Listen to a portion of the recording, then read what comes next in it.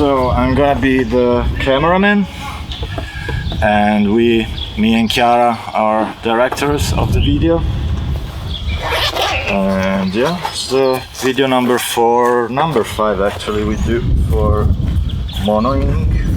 And now we are setting up camera and stuff on the Steadicam. My name is Chiara and I'm one of the producers for VD Pictures. It's a company that I have with the director and cameraman and mastermind Matteo. And yeah, in here I took care of the pre-production together with the Monoink crew that is somewhere around, running around at the moment. And then I do all the boring stuff like paperwork and stuff that nobody wants to hear about because it's totally boring. Thank you. Again. I'm just wondering if it's not possible to work with you under normal conditions. I just told him, like seriously, it's like, what's the hardest part of working with Monoink? And I'm like, for a matter of bad timing is always production because we either shoot on the coldest day ever or like the hottest. Difference is 55 degrees. Yeah. 55 degrees there and here. How is Thailand? Better than here? No, Thailand it's more humid.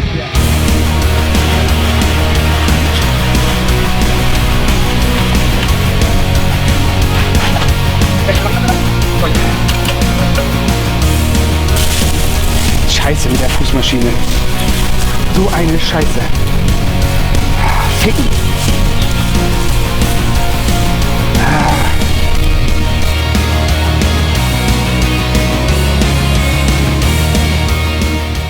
Sieht ganz schön kacke aus ohne Fußmaschine und wir haben natürlich keine mit.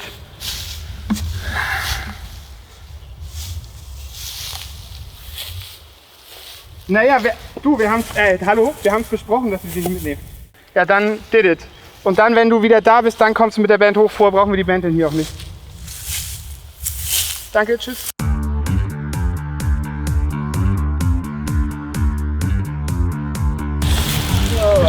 Is this part of the making of seriously me putting... Yeah, we're gonna do it in slow mo. We're all gonna die. Oh, this is strong but not poisoning, but this is poisoning and really good. Poisoning stuff for killing them. If you... It's DEET. DEET ist das benutzt man in den Tropen gegen Mücken, weil es ist das Einzige, was wirklich hilft. Ja, machen wir. Oh, jetzt, it's for the body. Comes here, this kills them. Oh, geil. Das ist DEET, das mögen die gar nicht. Das ist aus Thailand. Yeah, sure. But first we start from close up. So the first person. Did you try sitting with the belt on? Ich bin der Edelmann. Ich kann den Drive link. I like it a lot for what it is. A statue.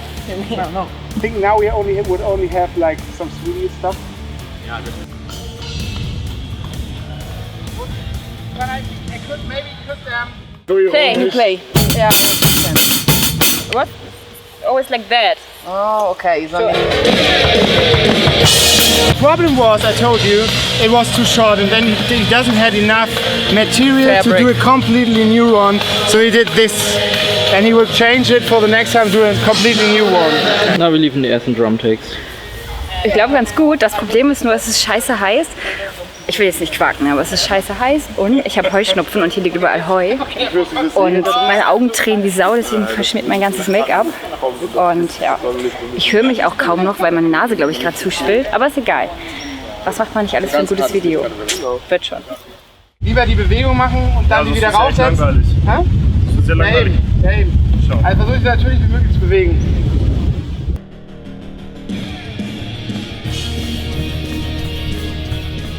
Das Ding ist halt, wenn ich mich stark bewege, es soll ja auch nicht doof aussehen im Video, dann verrutscht das natürlich alles wieder. Ja.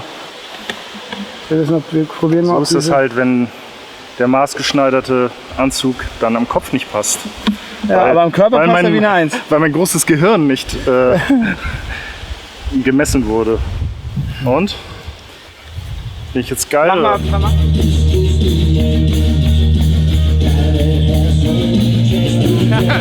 Bisschen lecker machen.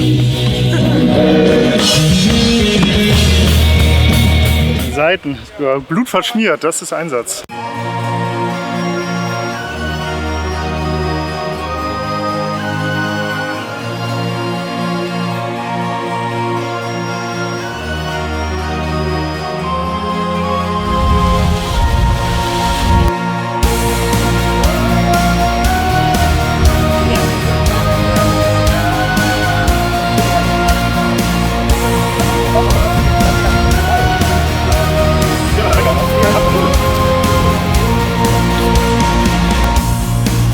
Okidoki. Ready and action. So ein bisschen Game of Thrones Deluxe Light hier. Zufrieden? Mit dir? Nee, Und mit uns? Sag bloß nicht. Nein, ich bin mit allem zufrieden. Ich bin absolut überrascht, wie geil das heute alles funktioniert. Liegt an einem guten Wetter, guten Bedingungen, alles ist toll. Also wirklich gut. Macht Spaß. Wir reden übermorgen. Wir haben jetzt gerade die ersten, wie nennt man das denn? Die erste Band-Performance gefilmt, auch Einzelshots von jedem. Katha, Martin, Kalle und mich. Und die Gesamtperformance. Jetzt bauen wir erstmal ab, fahren zurück zu unserem kleinen Häuschen, wo wir ein bisschen Essen einnehmen, ein bisschen trinken und mittlerweile sind auch die Statisten gekommen und Statistinnen und diverse. Und die werden wir jetzt erstmal begrüßen und denen Hallo sagen und ja, dann treffen wir uns später wieder hier und dann geht es schrecklich weiter. Einige bekannte Gesichter dazwischen. Alles gut, einfach durchlaufen. Jack, anybody? Yes.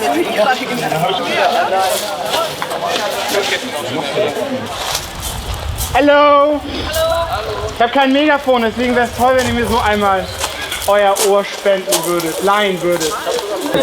Schön, also erstmal Entschuldigung, dass wir uns ein bisschen verspätet haben und trotzdem vielen Dank, dass ihr da wart. Ich hoffe, dass Arno euch gut bewirtet hat bis hier und die Kollegen da drüben am Grill und der Kühlwagen. Da kann man ruhig mal klatschen. Schön. Vielen, vielen Dank, dass ihr alle da seid. Das ist, wir freuen uns darüber sehr. Wir machen heute einen Videodreh. Wir werden gleich eine Hexe zum Scheiterhaufen bringen. Wenn wir da sind, werden wir starten mit einer Prozession. Sprich, wir werden die Hexe, die wird angeführt von Manu und Karl. Das sind die beiden Inquisitoren. Die werden die Hexe zum Scheiterhaufen führen. Hinter ihr zwei Menschen in Mönchsroben. Einmal Arne und einmal Leon. Ah, große losgezogen. Und dahinter lauft ihr und freut euch, dass endlich mal wieder eine Hexe verbrannt wird. Endlich mal wieder was los ist bei euch auf dem Dorf. So. Also, like the previous videos we shot, the girl had the same boots. I never worn them, but apparently they're good for videos. Do you have your makeup here? Yeah, I have. Do you have some brown eyeshadow?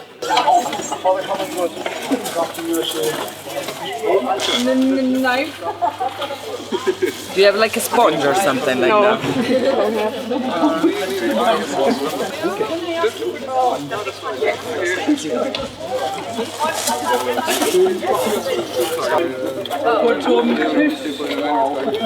She was a pretty girl before, right? I was beautiful before. Now you have really big hair though.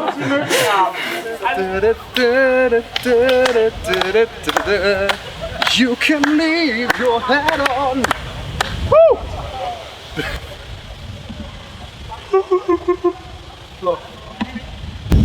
Wir sind immer noch am ersten Drehtag und es ist jetzt ungefähr 17:30 Uhr, 18 Uhr. Und ich muss sagen, nach dem einsetzenden Wind ist es jetzt deutlich angenehmer. Ich freue mich sehr und ich leide jetzt auch gar nicht mehr, wenn an mir rumgespielt wird.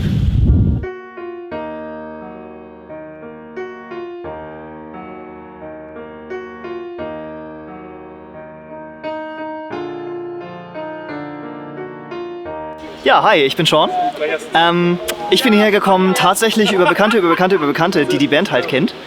Und ja, ich erhoffe mir hier von dem Dreh heute eigentlich, weiß ich nicht, dass es einfach eigentlich für alle ein geiles Event wird und am Ende ein gutes Video rauskommt.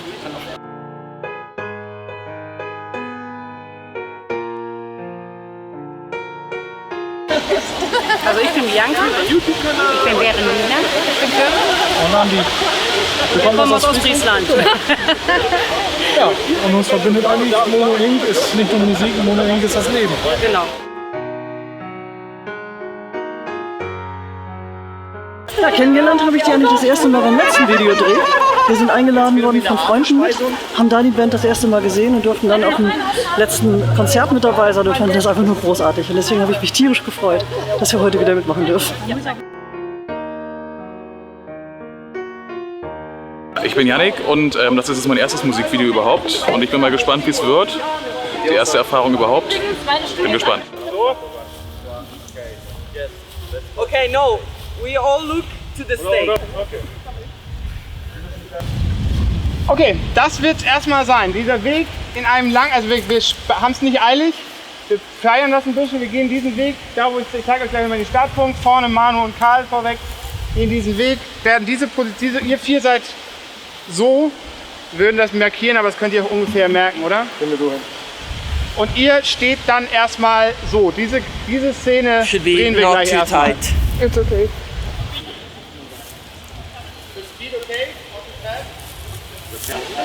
Hi, ich bin Ronja. Also ich habe noch keine Erfahrung im schauspielerischen Bereich, ich habe noch nie ein Video dazu gedreht, aber ich freue mich schon sehr darauf und ich bin auch schon sehr gespannt und es wird schon sehr aufregend sein, dann nachher unser Video auch zu sehen.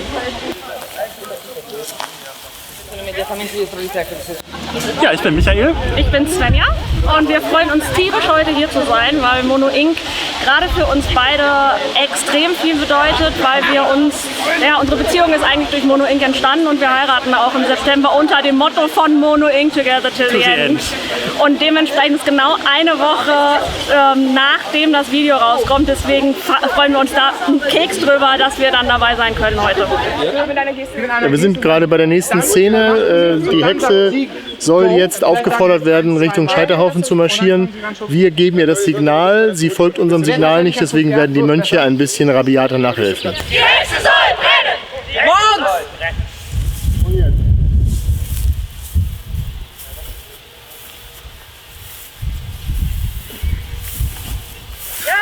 Die Hexe soll brennen! Die Hexe soll brennen! Morgens!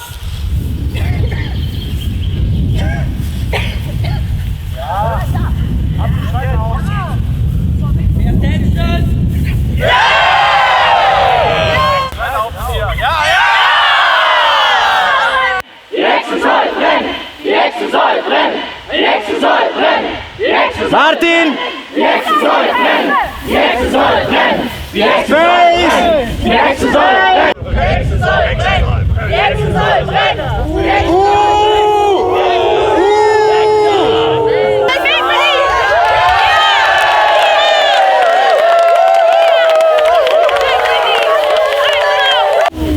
Das ist nicht euer Ernst. Hier ist die Kochscheiße. Ja, aber so kann es doch nicht weitergehen. Die Hexe kann nicht brennen. Sie ist aus Metall. Seid ihr wahnsinnig?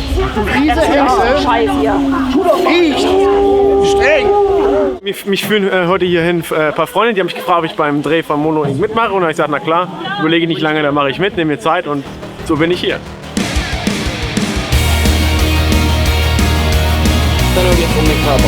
Aber ja, nur ein Schuh, das genau.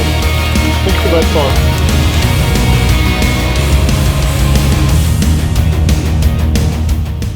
Ich bin mit der Gesamtsituation unzufrieden. Ich wünschte, wir könnten das jetzt lassen. Bitte? Unkomfortabel. Alle keine Grillerfahrung. Ich habe Grillanzünder, Brandbeschleuniger habe ich.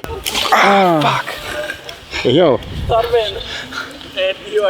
Ja, ich habe es ohne Geräusch geschafft haben. Ja. Hier Marshmallows hier jetzt, das haben wir mal verdient. Ich werde jetzt brennen. Ja, das erste Mal in meinem Leben. Ich bin aufgeregt. Aber ich freue mich. Ich raus, ich raus.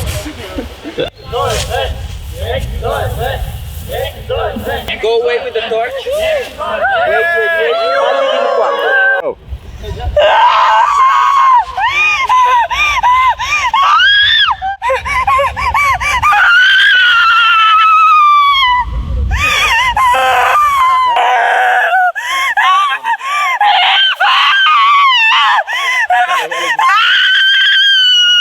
Meine Klamotten waren weg und Leon ist gerade wie ein Verrückter hier über die Felder gepäst mit seiner arschcoolen Karre.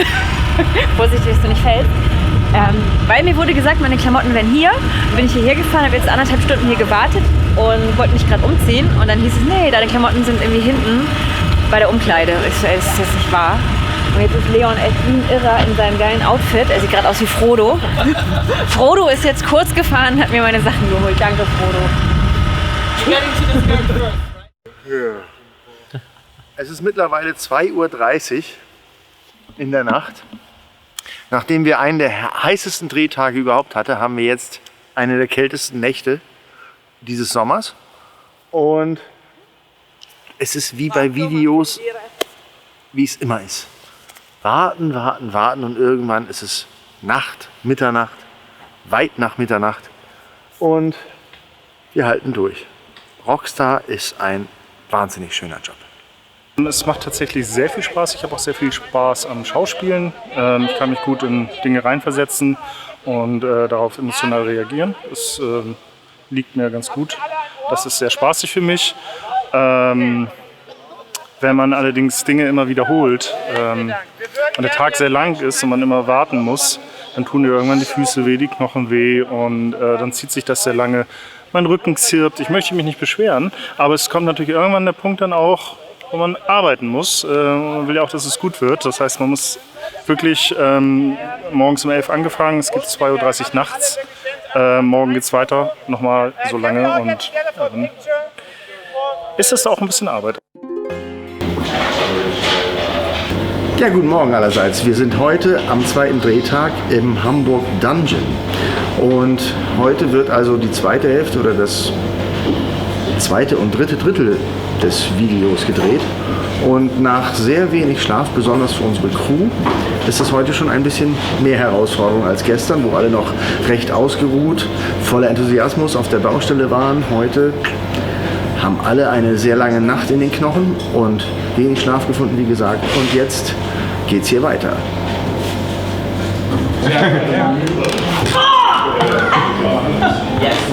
Ich kann nicht atmen und ich muss mich gleich übergeben, aber sonst ist es schön.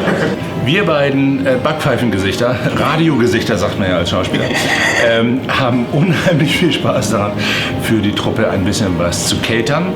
Und ich bin scheißfroh, darf man das Wort sagen? Ich meine das Wort froh, okay. dass ich endlich mal einen richtigen Profi an der Seite habe. Und wir kennen uns ja seit vielen, vielen, vielen Jahren. Und deshalb machen wir ein ganz schönes Catering hier für die Truppe und freuen uns ein Loch in die Mütze, dass wir dabei sein dürfen. Stimmt das oder stimmt es nicht? Richtig. Also es stimmt. Liebe Grüße. Tatsächlich glaubt mir das immer keiner, aber wenn ich mich fürs Shooting fertig mache, ich schmink mich immer selber, also ich finde es ganz schrecklich, irgendwie von einem Maskenbildner geschminkt zu werden, weil irgendwie ist es dann immer nicht so, wie ich es haben will. Und ich brauche, um mich selber zu schminken, so um den Dreh 15 Minuten. Manchmal, wenn wir auf Tour sind, sind das Supportbands und die Männer von den Supportbands schminken sich manchmal. Das war mit Hellboulevard, war das so. Und die Jungs standen eine halbe Stunde im Badezimmer und ich bin immer kurz reingehuscht, habe nämlich schnell mein Make-up gemacht und bin wieder raus und die alle so, what? Sí. Ja, was sagt ihr? Hier gibt's nichts zu essen.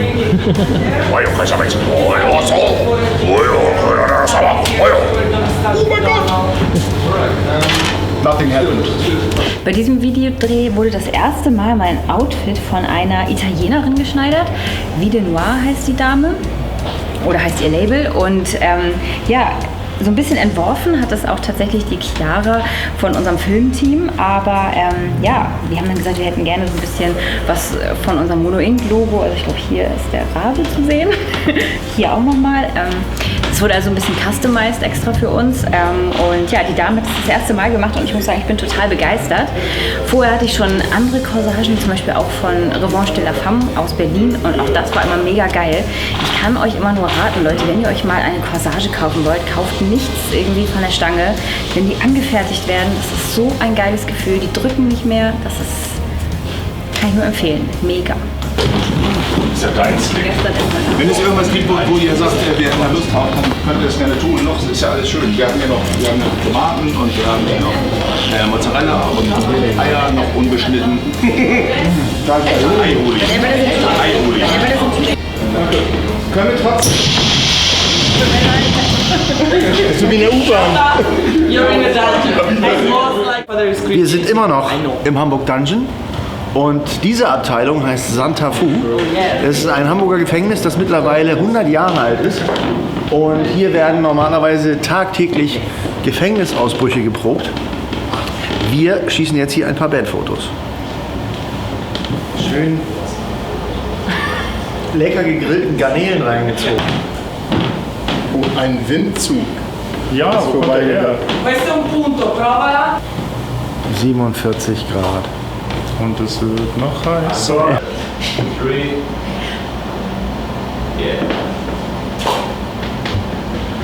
So for your house. Oh, you didn't see it was this one. No. This one is the one I'm gonna produce for your house. And you haven't touched them yet. You look like a troll at the moment. Oh no! But I'm getting to it. Ganz ehrlich, ich hasse Schauspielen. Ich finde das so grässlich. Es ist überhaupt nicht meins, denn ich glaube, ich bin zu norddeutsch. Also, ja, tatsächlich habe ich mir so das Gefühl, dass es in unserer Band so zwei Lager gibt.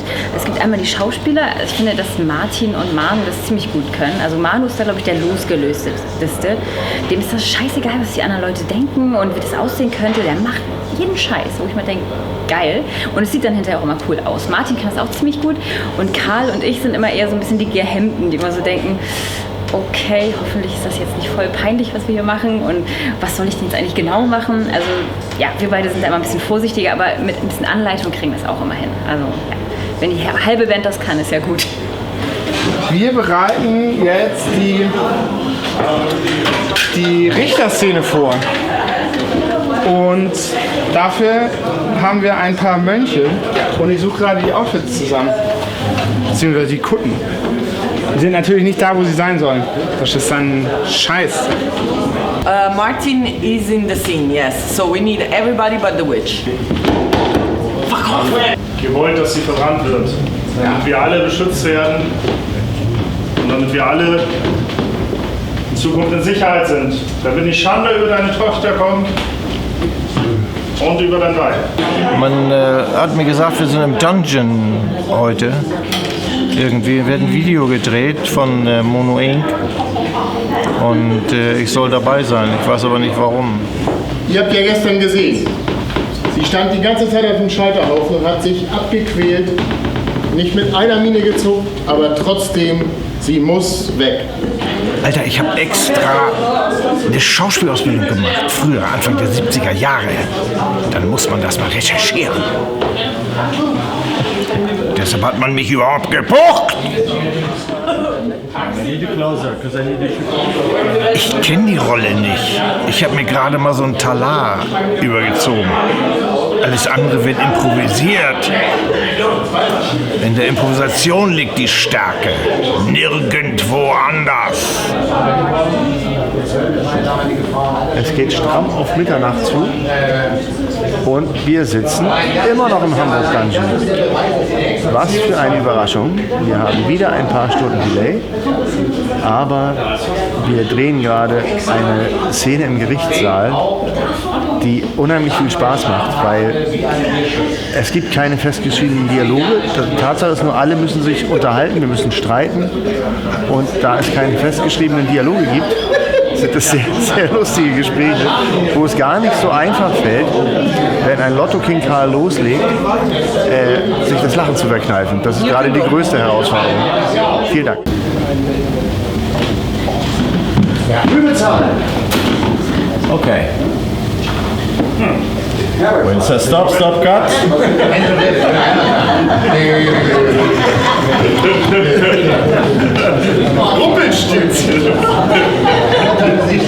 Natürlich habe ich einen besonderen Bezug. Was ist denn das für eine Frage? Was habe ich denn für einen Bezug?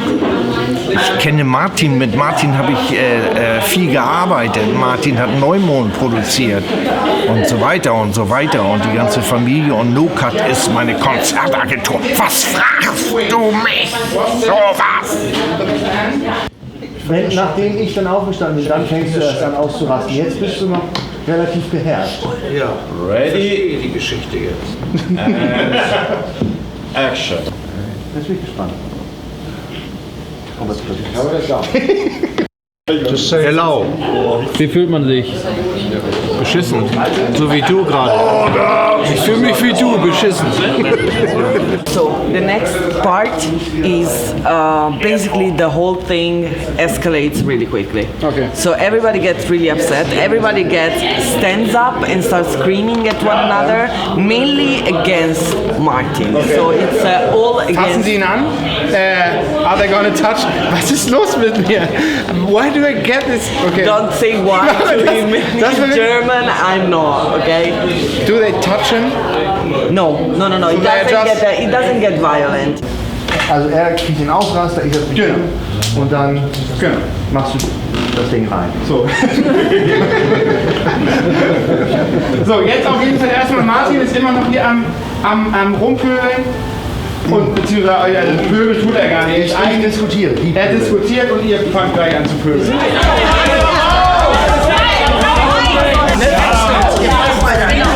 Und genau den And action.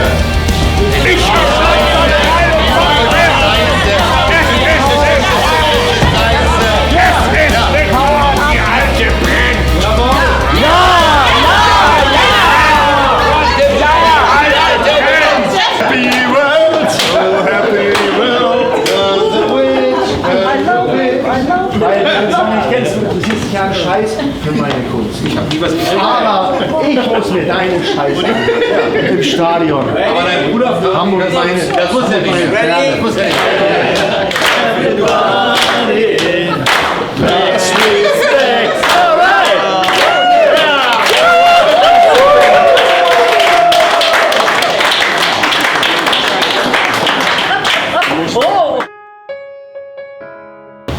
We just need you to enter and go in some sort of half circle. She's in that bench on there. No, she's sitting there. Action!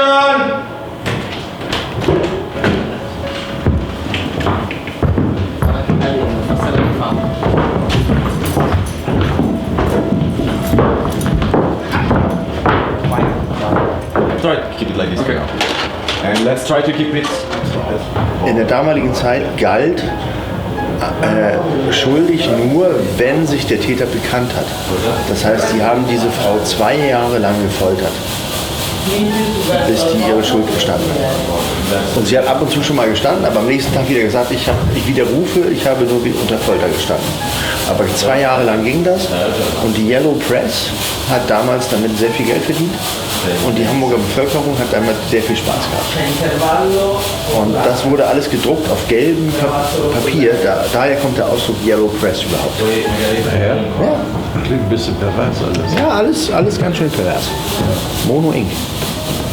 Naja, aber es ist natürlich toll, mit Leuten zusammenzuarbeiten, die Herzblut reinlegen und in der Regel besser schauspielern als die Musiker selbst. Aber dafür sind wir ja auch Musiker.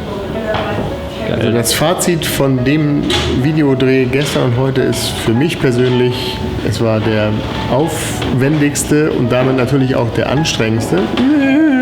Nein, das war der umfangreichste Videodreh, den ich persönlich hier erlebt habe.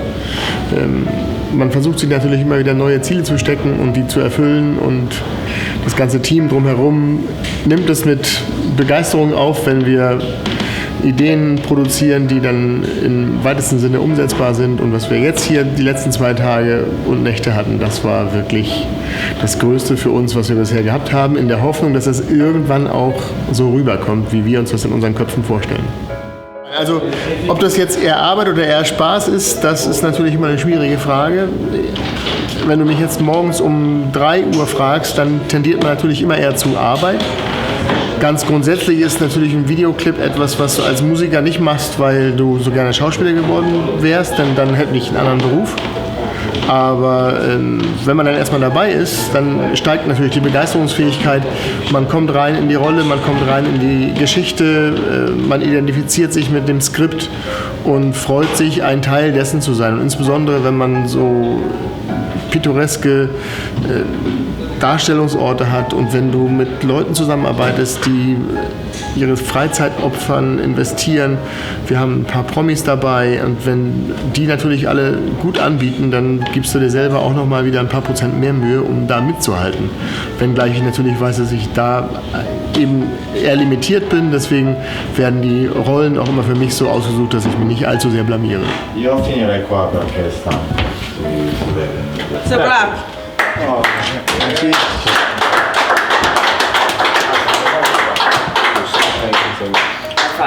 Battery 10%. Malte! Yes. Hier. Wo muss ich lang? Da. Hier. Bastelnde Wurst. Und nun? Jetzt hat die Magen-Darm. Saumagen. Genau. Also wie erwartet, ich kenne ja Matteo und Chiara nun schon ein bisschen länger, war es der anstrengendste Videodreh meines Lebens. Die beiden sind so detailversessen und verrückt, dass die irgendwann aufhören, an Müdigkeit, Hunger, menschliche Bedürfnisse zu denken. Die wollen einfach nur die besten Bilder, die wollen, dass du funktionierst. Und wenn dann so ein Regisseur mit so einer Power und so einer, mit diesen Emotionen, diesem unbedingten Willen voranschreitet, dann kannst du als Künstler auch nicht irgendwann sagen, müde, Hunger, Pipi auf den Arm.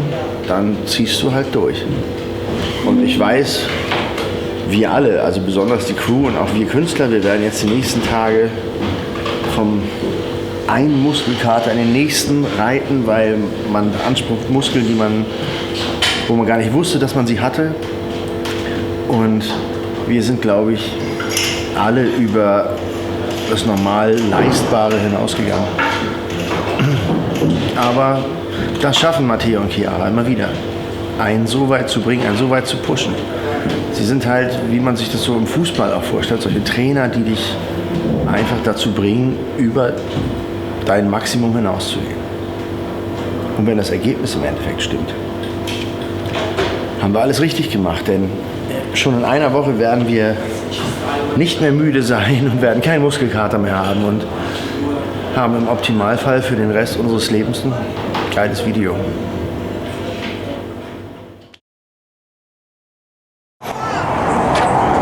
Hallo Freunde von Mono Inc. Wir sind mal wieder am Hamburg Dungeon. Unsere Geschichte endet hier, glaube ich. Wir drehen heute den dritten Teil der Trilogie zu The Book of Fire. Und ich habe heute drehfrei, tatsächlich. Und schauen wir jetzt mal die Szenerie an.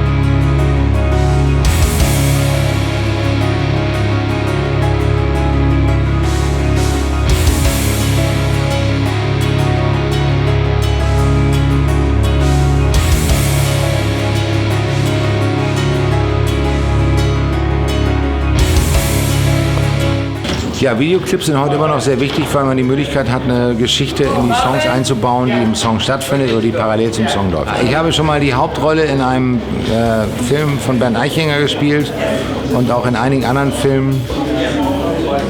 Ich bin eigentlich so ein Typ, der die Kamera liebt. Das Schlimmste an einem Videodreh ist echt die Warterei. Das ist aber bei der Schauspielerei immer so. Und manchmal versüßen es die jungen Frauen oder die Herren mittleren Alters wie Joachim. Und der Gin Tonic.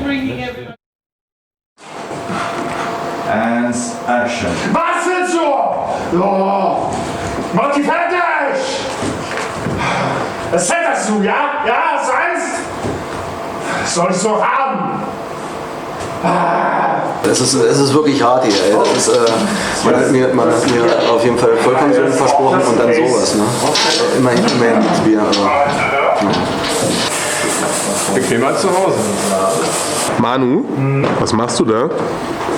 Du, das Übliche, was ich heutzutage abends mache, ne? Er erklärt mir die kommenden Freuden. Genau. Zeig doch nochmal hier das Schnippi-Schnappi. Wie ich dann auch das wäre zum Beispiel jetzt für mich. Wenn man das hohe C singen will. Ja, genau. Aber für ihn brauchen wir natürlich Spezialwerkzeug. Kann man ja nicht hier. Das ist ja natürlich. ist ja klar. Ja, klar. Always look on the bright side of life.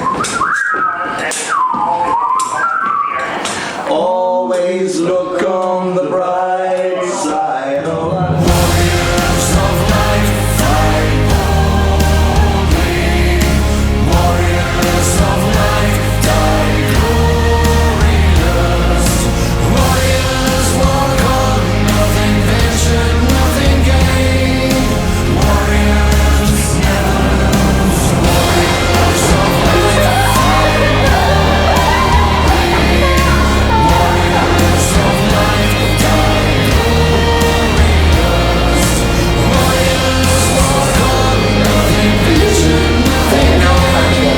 Die Zusammenarbeit mit Martin ist wirklich total entspannt. Martin arbeitet extrem schnell, extrem auf den Punkt. Noch mehr auf den Punkt, als es mir eigentlich lieb ist, aber manchmal lieb ist, aber super. Also ich kann es nur empfehlen. Ruft alle Martin an.